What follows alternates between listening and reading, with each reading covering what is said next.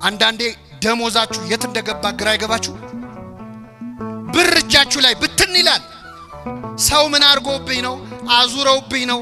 አስደግመውብኝ ነው? አትበጹም። ዝም ብለህ ያስተካክለው። የትኛውንም ድግምት የትኛውንም መተት ጾምና ጸሎት ድል ሊነሳው ይችላል አይችልም? ይችላል።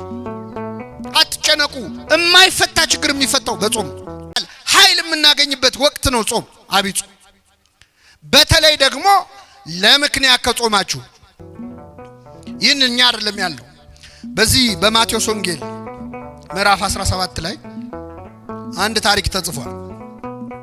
ብዙ ጊዜ ማቴዎስ 17 ሲባል እኛ የምናስታውሰው ጌታችን 3 ደቀ መዛሙርቱን ይዞ ወደ ረጅም ተራራ ወጣ ይላል አይደል? ጴጥሮስ ዮሐንስንና ያዕቆብን ታቦር ተራራ ላይ ፊቱ እንደ ብርሃን እንደ ፀሐይ አበራ፣ ልብሱ እንደ በረዶ ነጭ ሆነ። ይህን ታሪክ እናውቃለን። ጌታ ወደ ተራራ የወጣው 3 ሐዋርያት ይዞ ነው። 3 ሐዋርያት ሲወጡ ስንት ይቀራሉ? 9 ይቀራሉ። 9 ደቀ መዛሙርት ከተራራው ስር ነበሩ። አንድ ችግር ገጥሟቸው ጭንቀት ላይ ነበሩ። ይገርማቸዋል።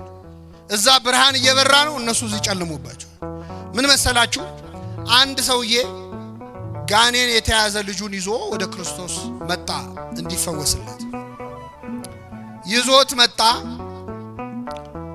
ጌታ 3ቱን ደቀ መዛሙርት ይዞ ተራራው ጫፍ ላይ ነው ያሉት። ደቀ መዛሙርት ስንት ናቸው? ደቀ መዛሙርቱ ደግሞ አጋንንት የማውጣት ስልጣን አላቸው። ሄደው አጋንንት ስለ ስም ተገዙልን ብለው መጥተው ለክርስቶስ ሁሉ ነግረውታል።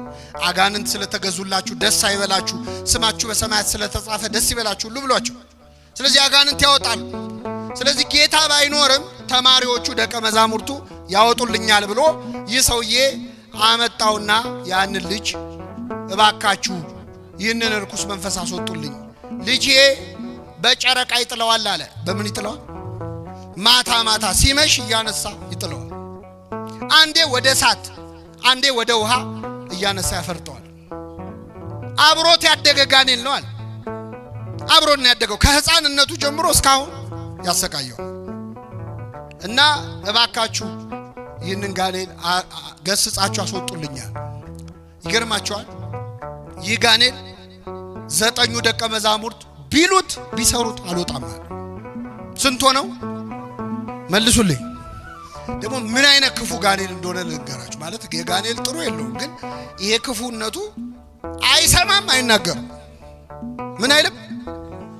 የት ነው ያዝከው ስትለው አይሰማም። መች ነው የምትወጣው ስትል አይመልስም።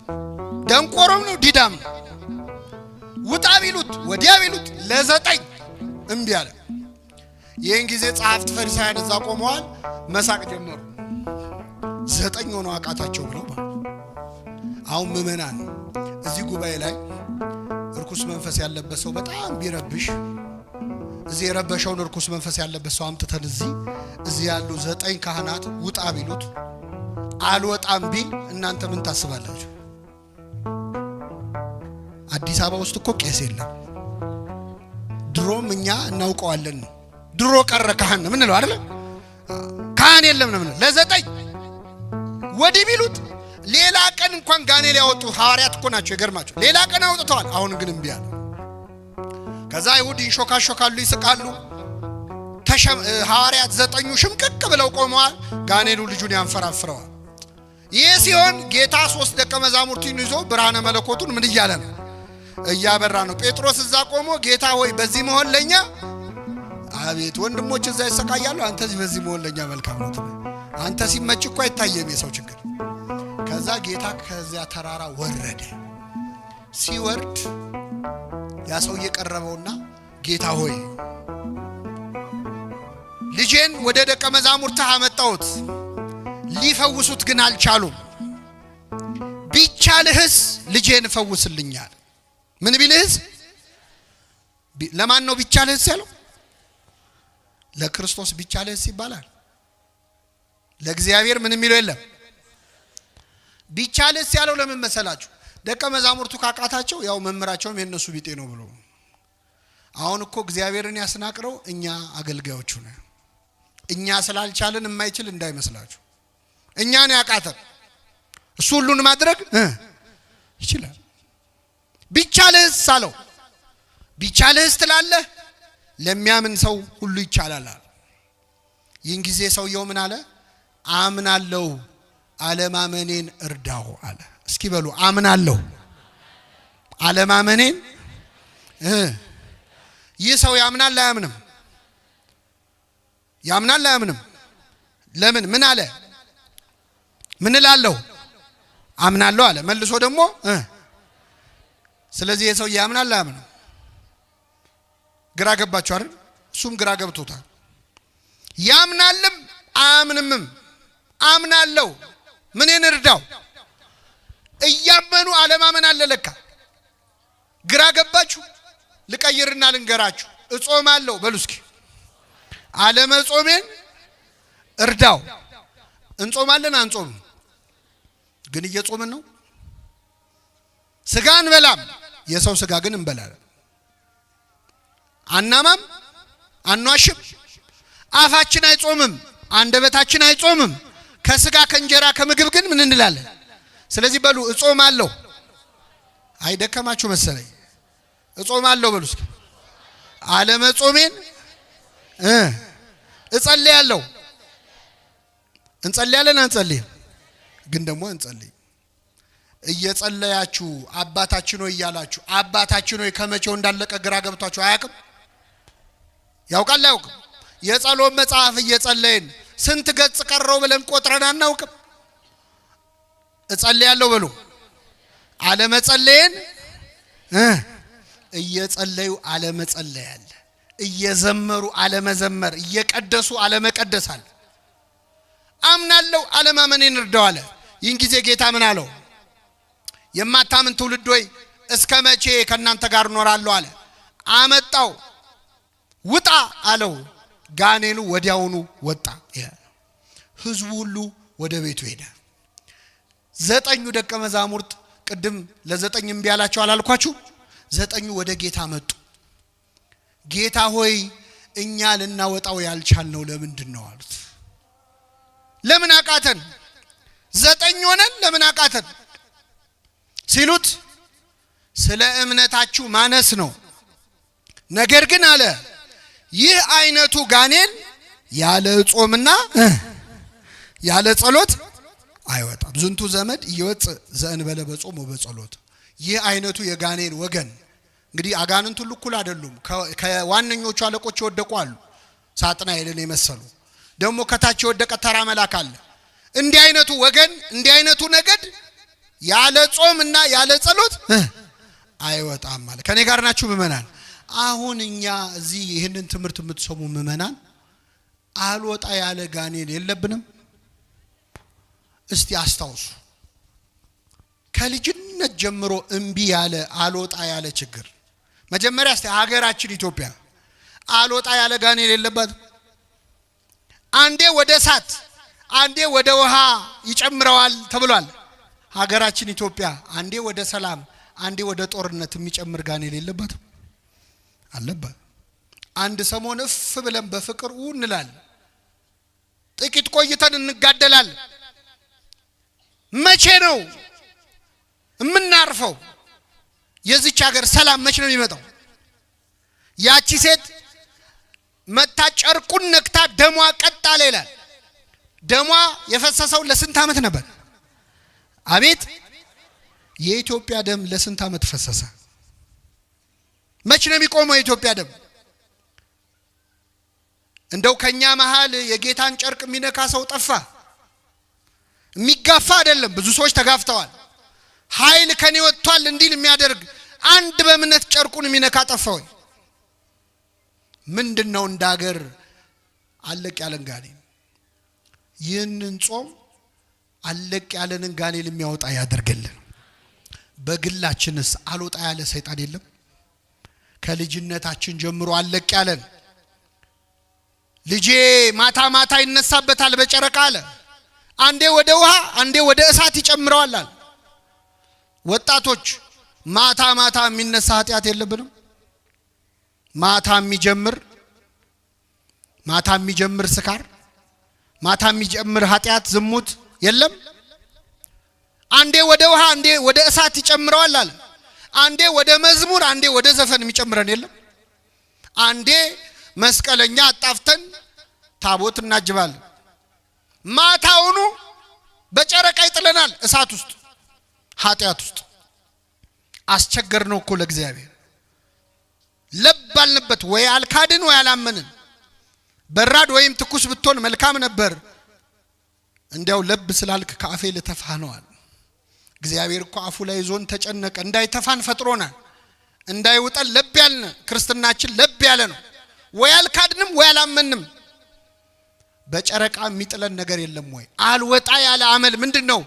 ማታ ማታ የሚነሳብን ምንድነው? እንዳትደክሙ ይህ አይነቱ ጋኔል ያለ ጾምና ያለ ጸሎት አይወጣም። አሁን ያለንበትን ጾም ሁላችንም መጾም ያለብን የሆነ ችግር ለመፍታት ነው። አምላካችን ይህንን ታላቅ ጾም ኃይለ አጋንንትን ድል የምንነሳበት ከኛ ሊርቅ ያልቻለው ዝተን አለቀን ያለ ሱስ፣ አለቀን ያለ ኃጢአት፣ አለቀን ያለ ልማድ የጎረቤቶቻችን ጌታ ጾሞልናል ስለዚህ እኛ አንጾምም ይላል። ጌታ የጾመው እኛ እንዳንጾም ነው የሚለው። ተስማማላችሁ ምእመናን? ጌታ ጾሞልናል የሚሉ ሰዎች ምን ጠይቃቸው ምንድነው? ጌታ ምድር ላይ ያለ ምግብ በልቷል አልበላም? አልበላም? ውሃ አስጠጥቷል አልጠጣም? እንቅልፍስ ተኝቷል አልተኛም? ስለዚህ ጌታ ጾሞልናል ብለው የማይጾሙ ሰዎች ጌታ እንቅልፍ ተኝቶልናል ብለው ማቆም አለባቸው። እንቅልፍ ለምን ይተኛሉ? ጌታ ተኝቶልናል። ምግብ ለምን ይበላሉ? ጌታ ምን ብሎልናል? በልቶል። እንዴ መርጦ ነው እንዴ? ከመሃል ጾሟን ብቻ ነው እንዴ ጾሞልናል የሚባል? ብዙ ነገር አድርጎልናል እኮ። አራያ ሊሆነ ምሳሌ ሊሆነ ክርስቶስ በነገራችን ላይ ጾም ያስፈልጋል አያስፈልግም የሚለውን ጥያቄ አልመለሰውም፣ ዘለለው። ምን እንዳለ ታውቃላችሁ? ማቴዎስ ወንጌል ምዕራፍ 6 ላይ ጾም ያስፈልጋል ወይስ አያስፈልግም የሚለውን ጥያቄ ዘለለውና ስትጾሙ አለ። ምን ስትሉ? ያው መጾማችሁማ የታወቀ ነው። ክርስቲያን ከሆናችሁማ ምን ትላላችሁ? ስለዚህ ስትጾሙ እንደ ግብዞች አትኑ አለ። መጾም ጥያቄ ውስጥ አይገባም። ራሱ ጾም ያስፈልጋል አያስፈልግም የሰይጣን ጥያቄ። ክርስቶስ ዘለለውና ስትጾሙ ብሎ አፈጻጸሙ ላይ ነው ማብራሪያ የሰጠው እንጂ መጾምማ የማይቀር። የኛ ቤተክርስቲያን መንፈሳዊት ክርስቶሳዊት ቤተክርስቲያን ስለሆነች ሰበብ እየፈለገች ነው የምትጾም። ሰበብ እየፈለገች አሁን ጌታ ጾመ ብላ ታጾመናለች። ትንሽ አረፍ ታረገና ደግሞ ሐዋርያት ጾመዋል ብላ ታጾመናለች። ትንሽ አረፍ አርጋ ደግሞ ፍልሰታ ታጾመናለች። ልክ እንዴት ነው ወላጆች ታውቃላችሁ ምግብ ሲያጎርሱ እቺን ጉረስና የመጨረሻ በቃ ከዚህ በኋላ አትጎርስም የሚሉት ነገር አለ። ቤተክርስቲያን ጾምን እንደ ምግብ ነው የምትሰጠን። አንዴ ተፈታ አንዴ ተያዘ እያለች እያረሳሳች ማለት ነው። እቺ አጭር ነች። በቃ 3 ቀን ነው አይዞ ነነዌ ነው እቺን ብቻ ቀመስና ከዚህ በኋላ አትጾምም ትላለች። ወይ 3 ቀን ነው ብለህ ትጾማለህ። 9 ቀን 10 ቀን ካረፍክ በኋላ ደግሞ አብይ ጾም ብላ ትመጣባለች የመጨረሻ እያለች ማለት ነው። የዚች ቤተክርስቲያን ልጆች ስላረገን ስሙ የተመሰገነ ነው። ለመብላት አይደለም ሰበብ የምትፈልገው ለመጾም ነው ቤተክርስቲያን። በጣም የሚገርም ነገር ልንገራችሁ። አንድ ሰው በበሽታ በጽኑ በሽታ ቢታመም በህመሙ ምክንያት መጾም ካልቻለ እንዳይጾም ይፈቀዳል አይደል? እንዲበላ።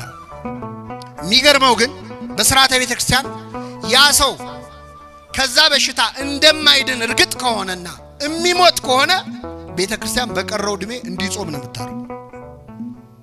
እንዲጾም እስኪሞት ይብላ ሳይሆን እስኪሞት ምን ይበል? ይጾም። ጥቅሙ ስለገባት ነው። ጾም የዋዛ ነገር እንዳይመስላችሁ። ጾምን ማሪሳቅ ምን ይላታል? እማ ለጸሎት የጸሎት እናት ናት ጾም። የማይጸልይ ሰው ጸሎት የሚጀምረው ሰሞኑን ነው። ቤተክርስቲያን የማይሄዱ ሰዎች ብዙ ጊዜ ቤተክርስቲያን የሚሄዱት መቼ ነው? በጾም ወቅት ነው። እማ ለጸሎት የጸሎት እናት ነች ጾም። ወእህታ ለአርምሞ ለዝምታ ደግሞ እህት ነች። ሌላ ቀን አፉ የማይዘጋ ሰው እኮ በጾም ወቅት ዝም ይላል፣ ሲርበው ጸጥ ይላል። አንደበት ይዘጋል ጾም። ወእህታ ለአርምሞ ወነቃ ለአንብ የእንባ ምንጭ ነች ጾም። ሌላ ቀን ስትዘምር የማይመጣ እንባ፣ ሌላ ቀን ስትጸልይ የማይመጣ እንባ ሰሞኑን ልውጣ እያለ ያስቸግራል። እንባ ታፈልቃለች ጾም። ወጥንተ ሁሉ ገድል ሰናይት የመልካም ሥራ ሁሉ ምንጭ ነች፣ መጀመሪያ ነች። የኃጢአት ፍቱ ፍትወትን ደግሞ ጸጥ ታረጋለች። ወታጸምም ኩሎ ፍትወታ ተዘስጋ የስጋን ምኞት ሁሉ ጸጥ ታረጋለች ጾም። በአንድ ሀገር የተፈጸመ ታሪክ ልንገራችሁ። አንዲት ሴት ባል ታገባለችና ባሏ መርከበኛ ደግሞ ስራው ልክ እንደ አውሮፕላን ፓይለት ደርሶ መመለስ በሁለት በሶስት ቀን አይችልም። ስለዚህ ሄድና 6 ወር ቆይቶ ይመለሳል፣ አመት ቆይቶ ይመለሳል።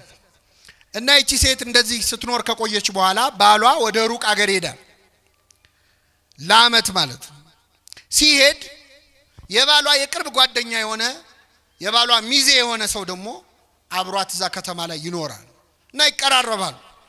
በኋላ እቺ ሴት በዝሙት መፈተን ትጀምራለች። ባሏ በመራቁም እሷም ደግሞ ልቧን ከፍታ ነበር፣ ሰይጣን ደግሞ አባባሰባት። ስለዚህ ይህንን የባሏን ጓደኛ ትመኘው ጀመር።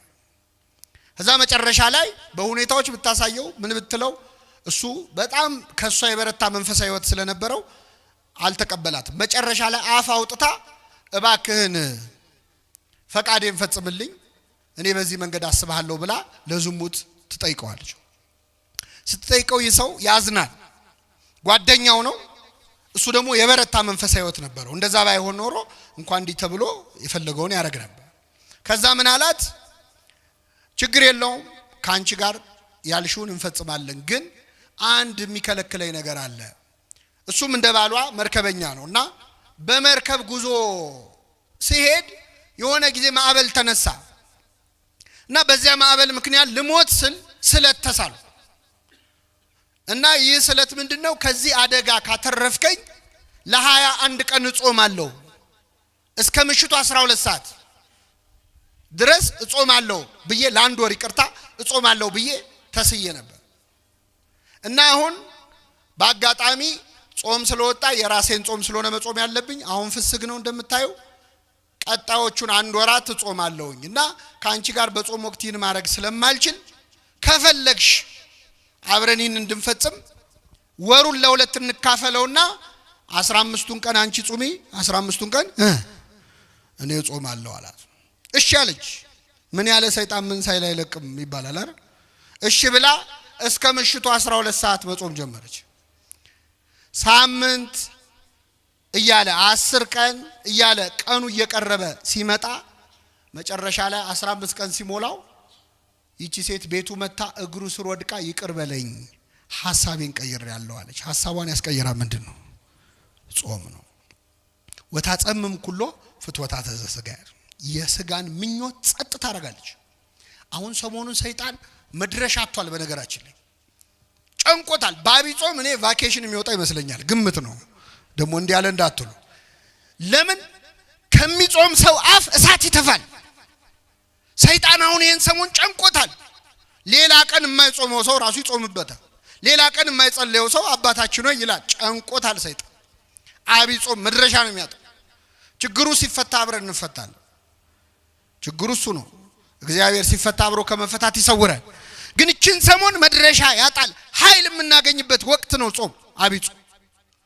በተለይ ደግሞ ለምክንያት ከጾማችሁ በተለይ እግዚአብሔር ከመጾማችን በላይ የጾምንበት ምክንያት ነው የበለጠ ደስ የሚለው። ዝም ብሎ ከምግብ ከጥሉላት መባልት